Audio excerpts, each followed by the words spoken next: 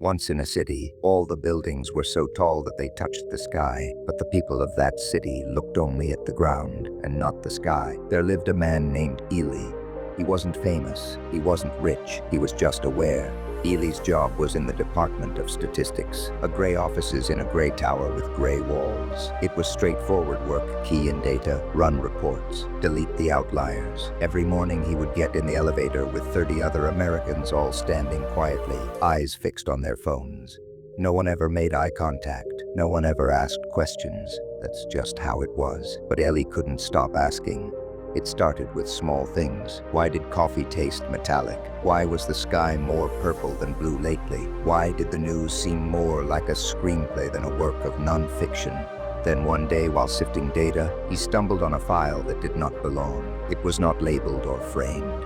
It had no timestamp, just a title: The Truth. Curious, he clicked. The screen flickered, then turned black. Text started to fill the lines. You are not free. You are programmed. You are not thinking. You are reacting. You are not living. You are obeying. Then a question: do you want to wake up? Ely blinked, his finger hovering over the mouse. This had to be a joke, a glitch, a test. But part of him that had not spoken in years, whispered, "Click yes." He clicked. The screen went black and then showed a series of geographic coordinates. Nothing else. No explanation. That evening, after his shift was over, Ely rode a train and a bus and walked 2 miles to the location in the dark. It took to a door under an empty warehouse. No lock, no handle, only a simple design carved into the metal. An eye closed. He pushed. It opened. Inside, there was one bulb in a small room, no windows, no cameras, simply a man behind a desk and a book with no title. "You've got this," the man said, still without looking up. "Who are you?"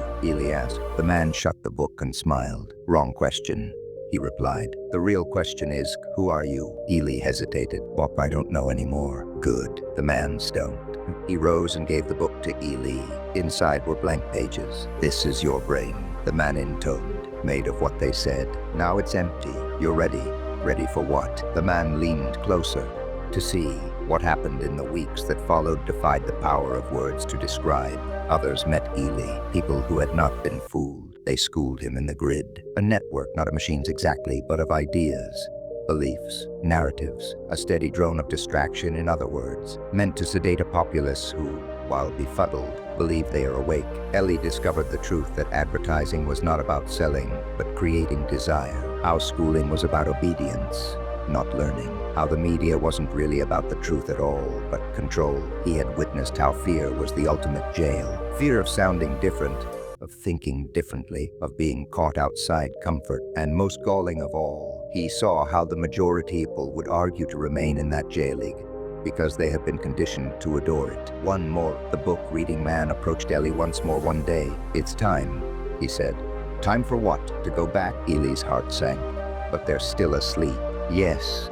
The man nodded. "But now you're awake, and someone woke you. Now it's your turn." Ely returned to the city. Same buildings, same people, same silence. But everything had changed. He no longer scrolled. He no longer obeyed blindly. He also listened and watched, and when the moment was right out, he spoke. Not loudly, not to everyone, but to those whose eyes appeared to waver in doubt. The ones who gazed out the window a little bit longer. The ones who murmured, "Something doesn't seem right." He delivered the message to them. Not a file, not a code, just a question. Have you ever thought, like, what if this is all just a script? And if at any point they wavered, even for a second, he smiled and gave them a book, still blank, still waiting. Not that the truth was ever concealed. It was drowned out by all the noise. You could always wake up if you chose to.